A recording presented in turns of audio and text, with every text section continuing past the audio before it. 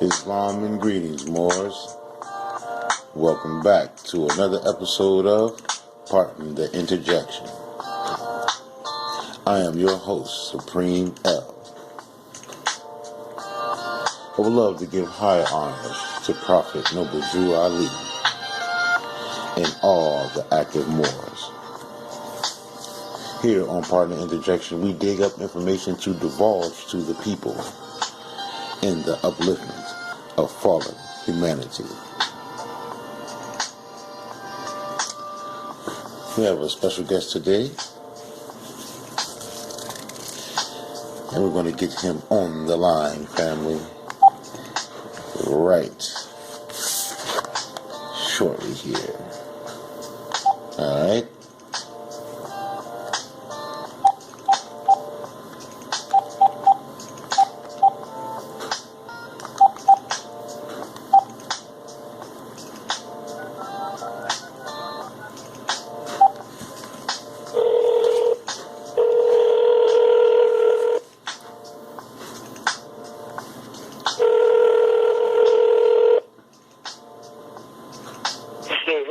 Islam.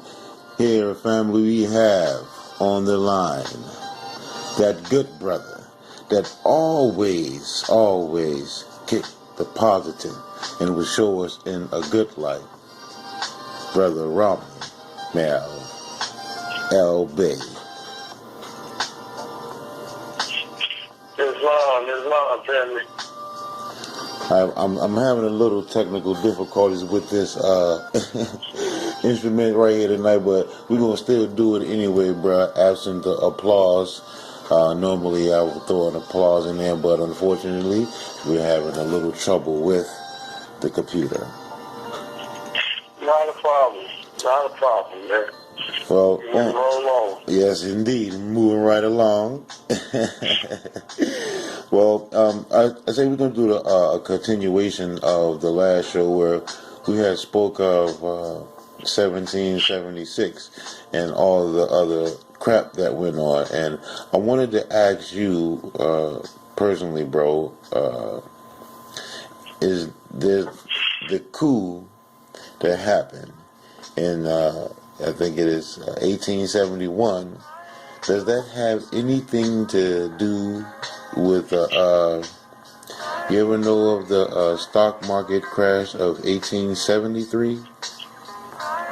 You heard about that? Okay, so when you're speaking of the coup, you're talking about the bankruptcies and all those things that took place during that time period? Yes, because something had to take place first and before the crash, the bankruptcy before the crash. That's normally how it's set up, right? Right. Gotcha. Well, Gotcha. Those things are just, kind of like something happens in the background, and then there's a dog and pony show that happens in the front for the people to see.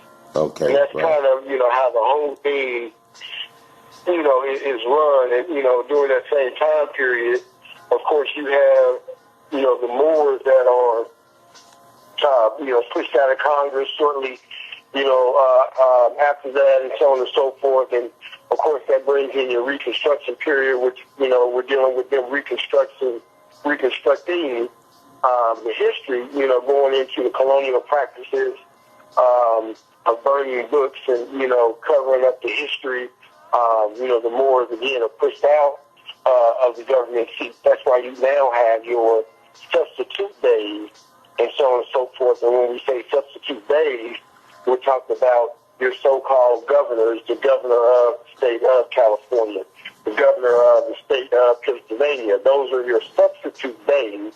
And all this comes around that time period that we're talking about with the coup and then the bankruptcy and, the crash and so on and so forth. And then, of course, that later gets played out in 1933, which is, as our teacher, James Traficant calls it, the coming out party of 1933, where they really just come out in front with the whole thing. And for those listening, they can Google the Traficant, James Traficant documents and things like that to kind of get a better understanding of exactly what we're talking about. And Google, the bankruptcy that took place in the late 1800s, the time of Reconstruction, and then put all those things together to really do a timeline on really how this thing took place, so that you can see it in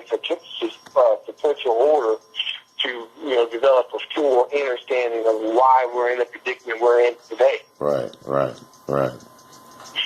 So that would like also coincide when they put the quote unquote American panic, and that's why they say that they cover that up like that.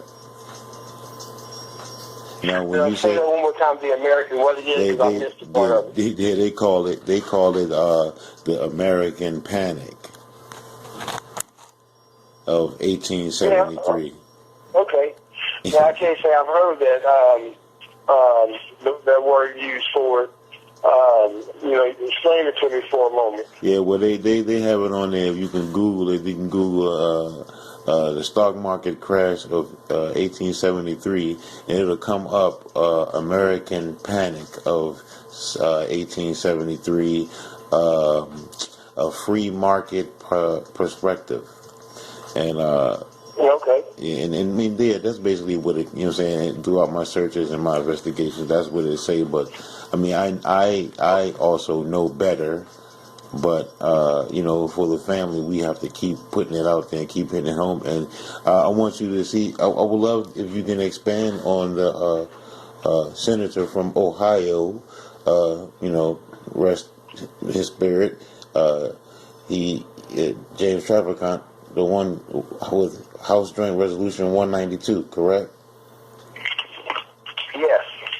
And as I expand on it, let me go ahead and pull that up. Give me a brief, and yes, I'll pull it up so that we can actually read it. Please. So that they can understand it, from the inside out. Right. And let me see here. Coming right up. Not a problem, brother. Take your time, because that's what we do here, family. We dig up information. The people in the upliftment of fallen humanity. Islam. So now, to put this in proper perspective, understand that this is congressional record. So this isn't our opinion.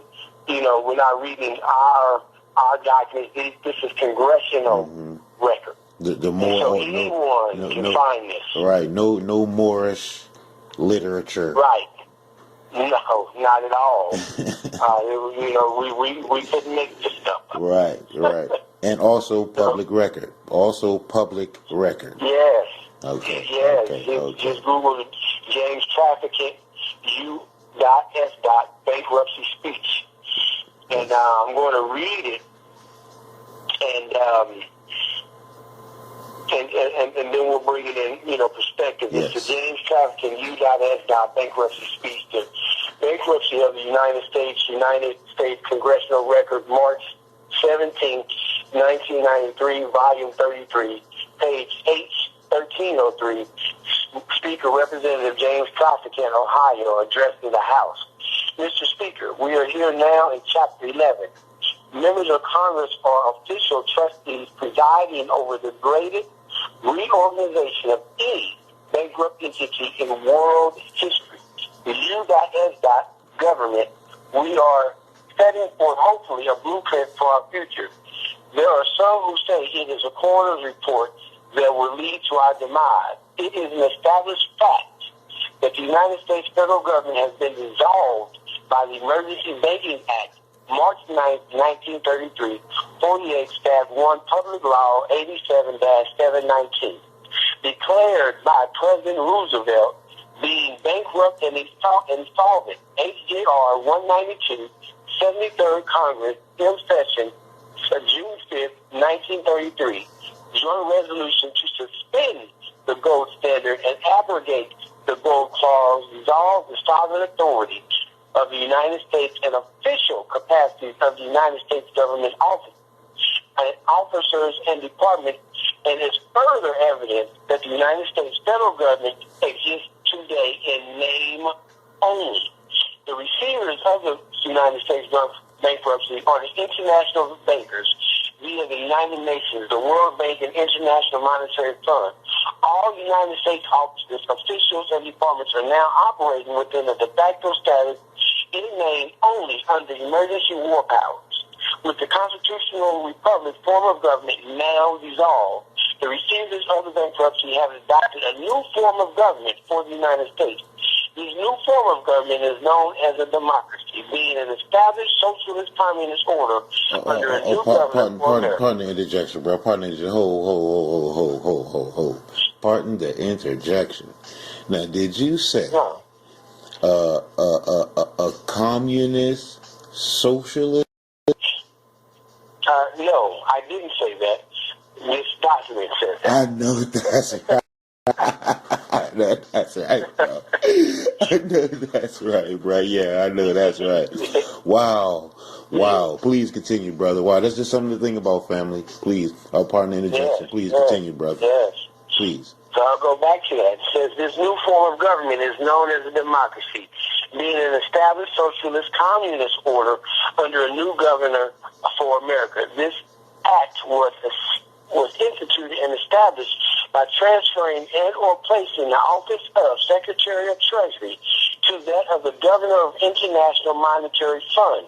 Public Law 94-564, page 8, Section HR 13955 reads in part, the U.S.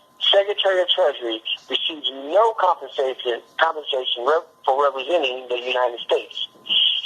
And the letter goes on, and so on and so forth, and we won't read the whole thing. But what would have been evident, easily evident, for anyone to be able to see is that clearly, that they have established, and it is an established fact, that the United States of America and its government was dissolved with the Emergency Banking Act. Right. Dissolved. Right. And the governmental offices were dissolved. Right. Because they went bankrupt. Right. And all transferred to the IMF. Exactly. And so now what you have is a facade going on where you have the governmental offices of the corporation pretending to be that of the republic. Well, no. No. Pardon the interjection. But like, I thought if you go to a courthouse, that's you got to go to court. You have to go to court. You have to go in front of a judge. And I thought the judge had legal standing over you. How? Well, there is no. First of all, those aren't judges. They're magistrates. There we go, family. Okay. And so there's a difference. And understand that the Supreme Court has declared magistrates incompetent. Right. To deal with matters of law. Now, they are competent in their ability to deal with matters of statute and code. That's why it's important for us to bring matters of law in front of them, because we know that once we moved it into its proper venue, we're dealing with them. Then they no longer can even deal with the situation, which is why you challenge status and so on and so forth. Right. So let me, if I may, which I really don't want to, but let me put on my nigger hat for a second and say, well, if you say status and challenge everything, how can that challenge when they have power over us? What would you say to someone with that hat on? Well, we first must define, power and what that really looks like and the position that is being played. So if you're subscribing to the fact that someone has power over you, then they do. It's that simple. Right. Then they do. Right. If you know the true positions that are being played, if you know the true positions that are being played, then you know that their power is not over you. They are dealing with a corporation. And so there are things that are going on in there that once you understand them, then you know how to facilitate that whole situation and get yourself in and out of there. Now, that does not mean that it all goes Mary Poppins perfect. Right. When you go in there. And, I don't sell that dream to people, so I always want to make that clear. Right. We are, as indigenous people, under occupation, under military occupation. Yes, we are. Right. Okay. And so what we have to understand when someone is saying de facto, okay, the word de facto in itself means by military force or threat. Right. Okay. So when we say it's de facto government, it means it's government by military force. Hostile takeover. Is it safe to say that hostile takeover or illegal occupation? Yes, all of those would fit, into understanding really what's going on and how this game is being played with us. So it really comes down to, at every intersection, our own knowledge or our lack thereof. And so when we were put in a position, for instance, there was a discussion that I was involved in a few days ago on Facebook, and I asked people. It was actually a post that I seen someone made, and I shared it, as they call it, on Facebook and so on and so forth, because it made a very valid point. So it said the post was about the Confederate flag, and we know that there's all the distractions that are going on with the flag and so on and so forth. And my post said, why are y'all so upset about the Confederate flag when you're still running around with Confederate names? Right. Now, that would be that should be, it should sound like common sense to anyone. However, because of our indoctrinated mindset, you had more people than not defending the Germanic family names that was placed on us. Wow. They defended because it now represents something to them, and they only see it from an emotional standpoint. And that's the same way that we see things when we go into court with our lack of education. We see it only from an emotional standpoint, only from what they're doing. We don't want to be educated, and this is the very nature of our demise right now. Yes. That is true, brother. That is definitely true. And so it becomes incumbent upon us to put down the emotional guard and just be willing, to look into some things that are foreign to us. Because the information is out there. Yes. It's a matter of whether we're willing to read and willing to look into it at this point. Nothing is hidden anymore. Every book that we need is right there in our face. And that's like I'm telling you one thing and something else is another, and it backs. May I finish this one paragraph that I think you were about to leave off of the James Traficant speech? May I, brother? Say it one more time. I said, may I just give this little paragraph right here to you? Yes. Okay, still dealing with the James Traficant speech. Gold and silver were such a powerful money during the founding of the United States of America that the founding fathers declared that only gold or silver coins can be money in America. Since gold and silver coinage were heavy and inconvenient for a lot of transactions, they were stored in banks. And a claim check. I want to pause right there for a minute. Now, that's the real money, right? I would say it this way. You don't need to put the descriptive term of real in front of it. Right. That's money. It's just money. That's money. That's it. Money. If we say money, then our education should steer us to knowing what is and what is not. Right. There's only one. There's only one money, and then there are things that can facilitate the use of it. And this is where you have the claim checks and all these different types of instruments that was used in lieu of it. But the gold and silver was what backed it up. Right. To continue, that's a good point, my brother. Claim check was issued as a money substitute. Right. And you're right, brother. That is a misnomer to say real money.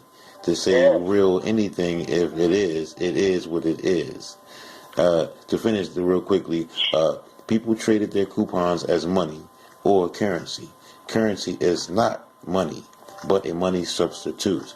Redeemable currency must promise to pay a dollar equivalent in gold or silver money. Federal Reserve notes FRNs make no such promises and are not money. End quote. A Federal Reserve note is a debt obligation of the Federal Reserve United or the Federal United States government, not money. The Federal United States government and the U.S. Congress were not and have never been authorized by the Constitution for the United States of America to issue currency of any kind, but only lawful money, gold and silver coins. And he keep hitting the point there, saying that it is not money, it is not money, it is not money. Federal Reserve notes is not money. No. And he makes the other point that the listeners need to pay attention to, where he says that Congress was never authorized to change that. Right. Okay, so they were never authorized to make that change. Right. And that's dealing with the Constitution. So when we're looking into what really happened, I mean, there's so many different angles that we have to be researched. We also cannot leave out the angle and the understanding of what Prophet Noble Drew Ali did. Yes. You know, at the conference in Cuba. Yes. Where, you know, he demanded all the gold of the Moors back. Right. Okay, and if we study properly, we'll be able to see the connection between what the prophet did, and demanding the allodial titles back, demanding the gold back of the Moors, and how now all of a sudden you go into a bankruptcy, and all the gold is secretly moved, and so on and so forth. Right. And so with all those angles, I mean, there's so many things that happened during that time period that once we connect those dots, then it really becomes clear if, you know, we're willing to open up our eyes and our ears to pay attention, because it is right there. You know, like we said, one of the things we've got to also look at is the fact that when you look at the very first president of the Confederacy, being Brother John Hanson, who was a Moor, in fact, was a Moor. Yes, that's true. Well, we must, if we're going to talk about the Confederate flag, which was really a war banner, okay, now we must also ask the question, if we know for a fact that the first president of the Confederacy was a Moor. Right.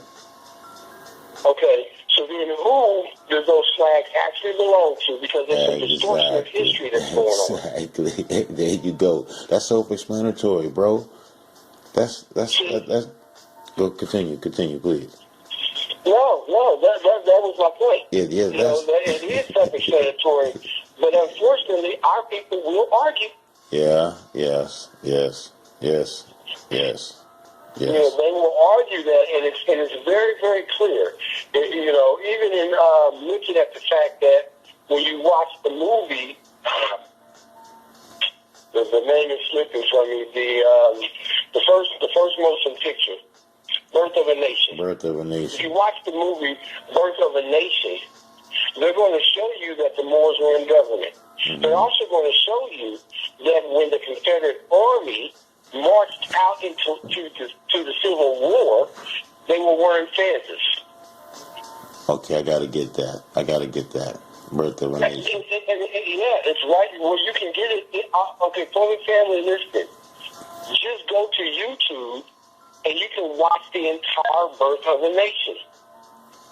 It is a silent movie, so you gotta have some patience, and it's not the normal movies we see. However, they will show you, in the code words. They have lots of code words in there, so our education has to be right. They're going to show you that mulattoes were in Congress. They're going to show you that. Now, here's the thing.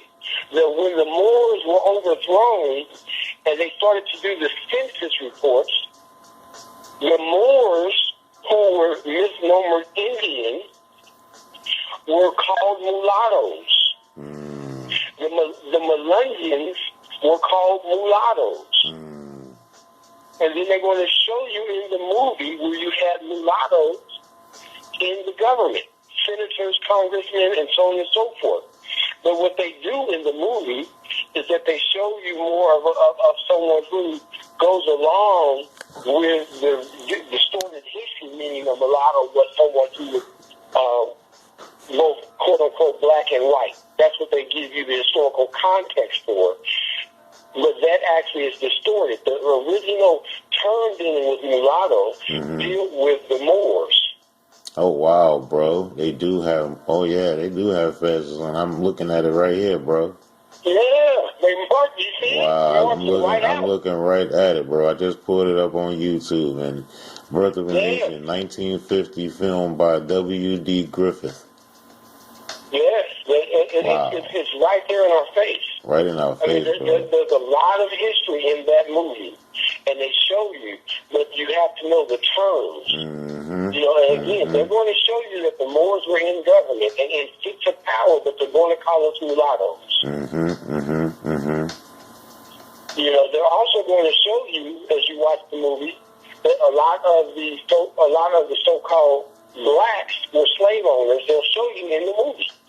And they'll show you also that in the South, where they was talking about freeing our brothers and sisters who were enslaved, that a lot of the Moors did not want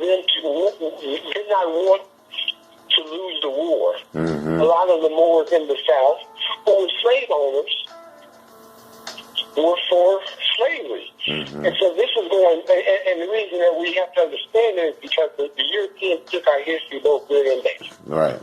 And in order for us to deal with these issues, we truly must understand the atrocities against nature that we've done. We've got to understand that. Right, that's true. We can't look at us. Everyone wants to go with this thing where, we used to be kings and queens. Well, you don't go from kings and queens to the scum of the earth for nothing. Right. We have karma. We have karma to pay out also. We were enslaving each other. What we call the plantations were, in fact, Moors' Bonnevilles.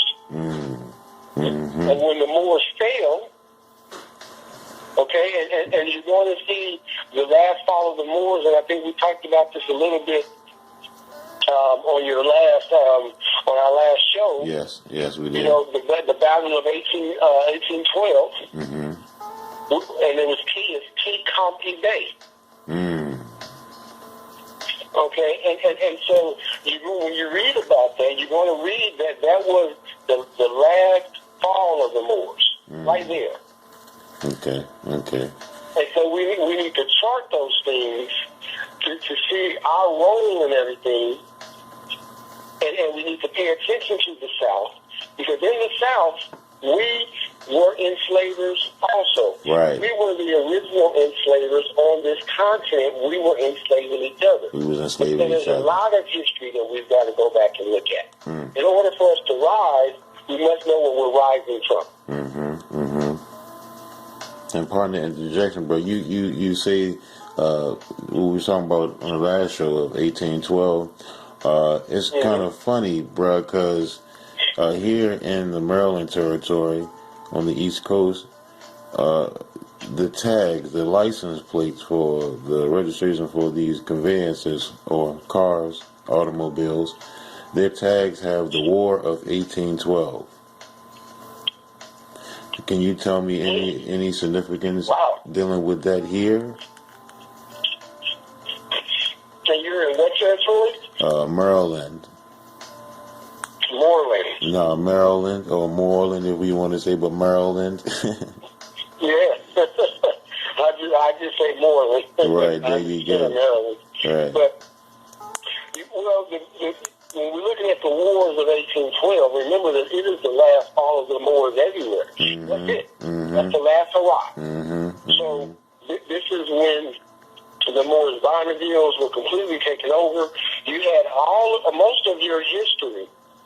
Okay, when we read about going back all the way back to the 1600s, a lot of that history, no matter where we were looking at it from, was the Moors enslaving our own people as well as the Albions that came here. Right. And so even when you're talking about, Maryland and so on and so forth, when you read about the plantations there, that we've got to understand that most of those plantations in the beginning were the Bonnevilles of the Moors. Right. And so when we're looking at where we were overthrown at, Maryland, and I can't remember the attributes, i.e. the names of the tribes there. I don't have that up in front of me. There was numerous amounts of tribes in Maryland. Well, pardon me, bro. One significant one I know of is the Anacostians. Another is the Nakutonk and the Piscatawans. And that's the last one for me. Piscatawans. Okay. Yeah, and those are the Nakutonk. Yeah, the Nakutonks. And I have, if I knew we was going to talk about that, I have a whole book on the tribes in that area. I have I have to remember the magazine. Matter of fact, I'll navigate up and grab it while we're talking, so I can tell the family the name of it, because I have a whole book on it about those tribes up there. And we're going to hear a little bit of noise from walking towards the stand. No problem. We'll turn it off. No problem. And, I need to get that from you, big bro. Let me see if I can find this thing here. But I have a whole book that talks about what really went on up there. Okay. And it gives a description of what took place in different counties and territories up there. And it's a magazine that we all know of. That I just happened to find, at a swap meet. And you say counties, and here one of them is Prince George's County. And I've done a little reading up on Prince George, who was a Moor. Yes. When they were fighting for their freedom. And I think we talked about this on the last show. They were fighting for their freedom from us. Right. That's right. And I think, they can go to all these publications and they can see the actual picture of King George III that they carry in the one of the museums in Europe. Okay. And you will see that he is a Moor. Got it. It's plain. That he is a Moor. I'm working overtime to find this magazine because it is a good magazine and everyone knows what magazine it is. Okay, not a problem, brother. We got about 7 or 8 more minutes on here.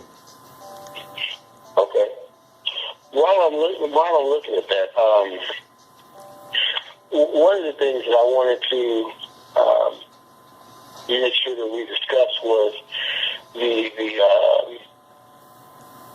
current practice that's going on right now, the Jade Helm. Say again. Well, the Jade Helm. Oh wow, what's that? The military exercise that's going on right now. It started on the 15th. Okay, let me write that down. Jade, Jade, Jade, mm-hmm. Helm, Helm.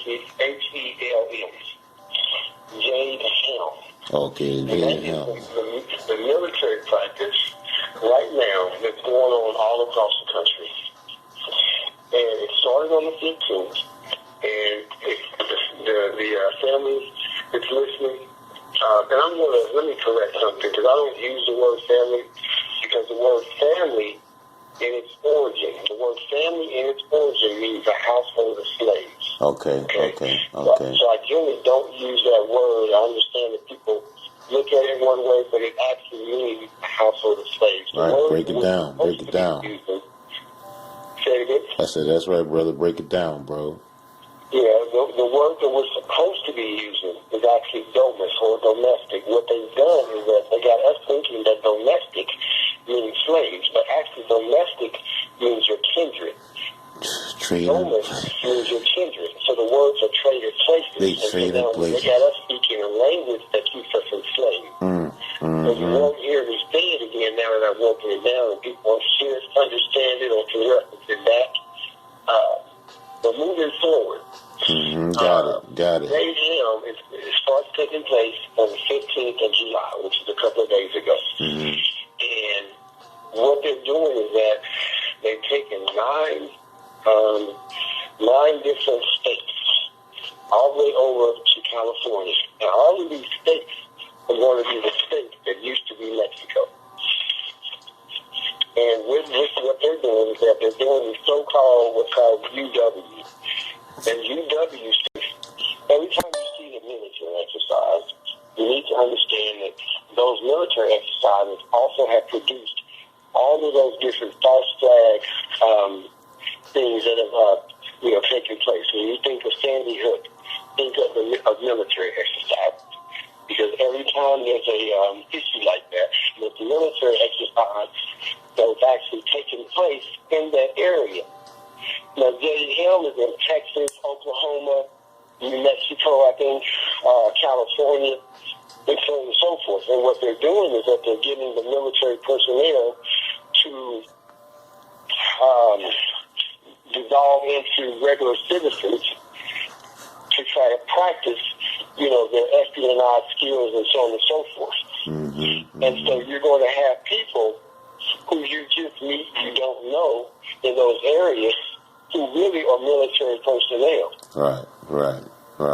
Okay, and then there's a lot more to that, but I wanted to put it out there,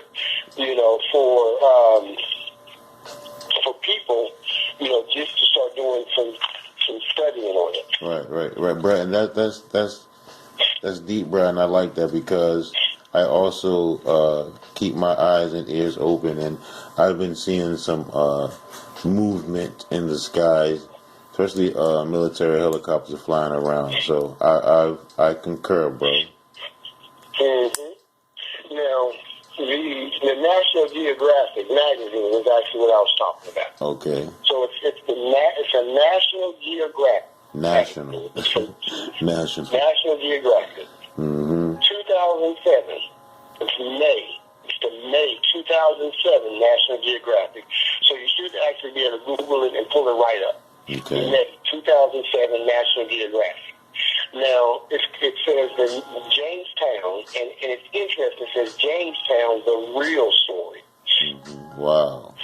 And then it says how settlers destroyed a native empire and changed the landscape from the ground up. Wow. It has maps in it, it has all types of things. And you're going to see the depictions of the indigenous people here. And the magazine actually does an excellent job in certain areas of showing who was really here, and certain when they show the older depiction. They took in some areas, of course, they're going to change it up, but in some areas they took a honest approach to it. Okay. And it's a good magazine to get an understanding, because what they do is they break down how certain pestilences that came in changed the very nature of the plants and stuff like that could grow in this country. Okay. So we did one thing as indigenous people, and then when they came, they run certain, pestilences and certain bugs and things like that on their ships. Right. And so what those things did is that all of a sudden those were foreigners on this land. Mm-hmm. And so they began to attack and things like that with the other beetles and bugs that are already in the ground. And based on your insects, a lot of it has to do with what you can and cannot plant. Mm-hmm. And so by bringing over foreign insects from a foreign land, it changed the landscape of the food that could be grown here. Right. And they even go into that in this magazine also. Okay. I gotta try to get that. I gotta try to definitely get that, bro. Yeah, May 7th. May 2007. Okay. Jamestown, the real story. And you'll see that they have an indigenous Moor on the cover. Wow. They don't have a pale skin. They have someone whose features are not Mongol. The features are not Mongol on the cover. The features look like us. Wow. And so, go ahead. Go ahead, brother. No, go ahead. I was going to say I'm trying to pull this up. That, so that's one of the things that we can, one of the sources, one of the good magazines to look up. And like I said, they take a very honest approach in certain areas, but then you got to read through the facade and certain others. So it's going to go both ways, but it is enough for people to begin to do their study. More than enough. Right. Okay, well, bro, we coming up down to about 2 or 3 minutes, bro. You want to give any shout-outs and blessings or blessings to each one? Well, you know what? I'll tell everyone, Mondays at 7 p.m., West Coast time, Pacific time, I have the show Conscious Vibes. Mm-hmm. And, all the people can tune in by going to blogtalkradio.com and so on and so forth.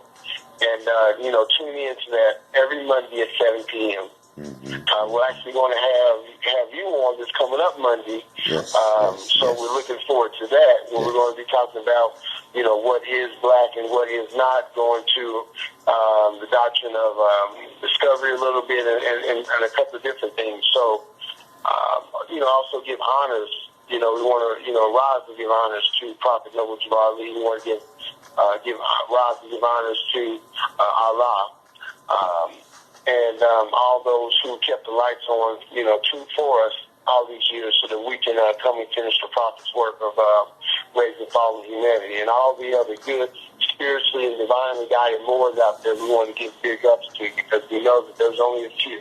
Yes. We have a lot of brothers out there who are compromising, and those who aren't, we see you, and we ride together, and appreciate you.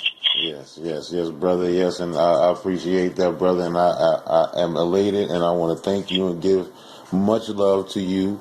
Thank you for having me on your show, and I can't wait, brother. And I also want to thank the Prophet myself, and I want to thank all the active and non-active Moors out there, because we're going to get it together, family. We're going to get it together. And before I leave, I pulled it up, brother, on eBay. They're selling it for 60 notes. It's National Geographic's Jamestown, the real story, and they do have a Moorish brother on there with a long bow. Long bow on it. Hold on, I want you to, did you say 60? It says 60 notes, bro. Did 60, not 16, 60. And the price before the 25, wow. The price before the 25% off Wow. is 80. Shit, I didn't know it was that valuable. I got to put this thing in a little bag or Yeah, something. yes, please do. That's a keepsake. No. That's a keepsake. So yes, brother. I Yeah, I didn't know. hold on. Yeah, we gonna get together. Me and you gonna get together after the show, and we gonna work on that because we can put that out, brother. We can put that out to the family. Yeah. Shit, I'm looking for a bag to put it in right now. All right, brother. We're going to get up out there before this show cut off on you. I just want to say peace and love to you, brother, and I thank you again for being on the show, brother. We do have that good brother, Rahme'el El Bey, and we got much love for you, bro. Much love for you. And, thank you. Thank you, brother. Peace and love. Peace and love. All right.